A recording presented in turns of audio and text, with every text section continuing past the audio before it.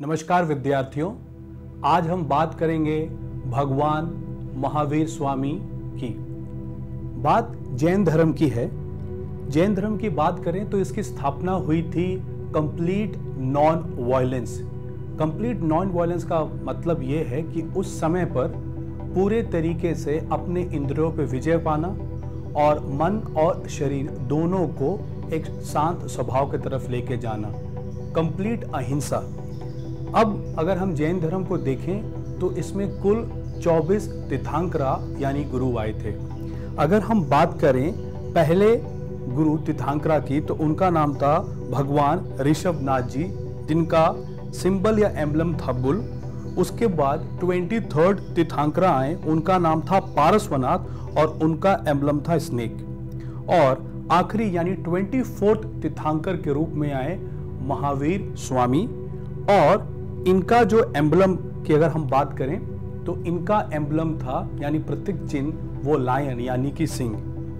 अगर हम इनके बारे और पढ़ते हैं तो ये पाते हैं कि इन्होंने 30 वर्ष की उम्र में ही अपना राज्य पाट त्याग करके सत्य की खोज में चले गए और 12 साल इन्होंने कड़ी मेहनत की और फिर उन्हें कावाल्य यानी कि सुप्रीम नॉलेज की प्राप्ति हुई।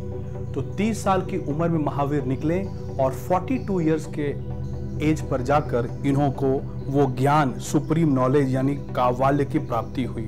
उसके बाद उन्होंने अपने पूरे जीवन में 72 इयर्स तक यानी 42 इयर्स में इन्हें ज्ञान की प्राप्ति हुई और 30 इयर्स अगले 30 साल तक इन्होंने अपने ज्ञान को लोगों के बीच में बांटते रहे।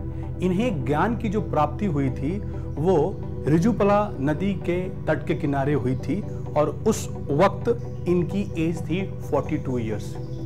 और अंततः 72 इयर्स की एज में इनका देहांत होता है, जिसको हम कह सकते हैं निर्वाणा, जो हुआ था पावा नियर पटना 527 BC में। अगर हम भगवान महावीर की टीचिंग्स की बात करें तो उन्होंने अलग अलग तरीके के थॉट प्रोसेस और टीचिंग्स लाई।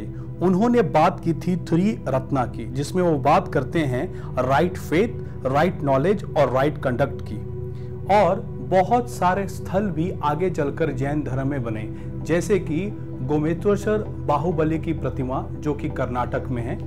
उसके बाद दिलवाड़ा के विख्यात जैन मंदिर माउंट आबू राजस्थान।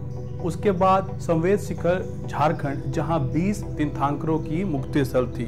और अगर हम बात करें कि जैन धर्म के पिलर्स यानी हम उनसे क्या समझते हैं और क्या वो भाव प्रकट करते हैं, तो इससे निकल कर आता है कि उनके जो टीचिंग्स हैं वो है नॉन इंजुरी यानी कि अहिंसा, नॉन लाइंग यानी कि सत्य बोलना, नॉन स्टीलिंग यानी कोई भी असत्य कार्य नहीं करना, नॉन पोजिशन यानी कोई भी चीज की संपत्ति का लोभ नहीं करना, और अंततः चास्टिटी और ब्रह्मचर्य की बात की गई है। धन्यवाद।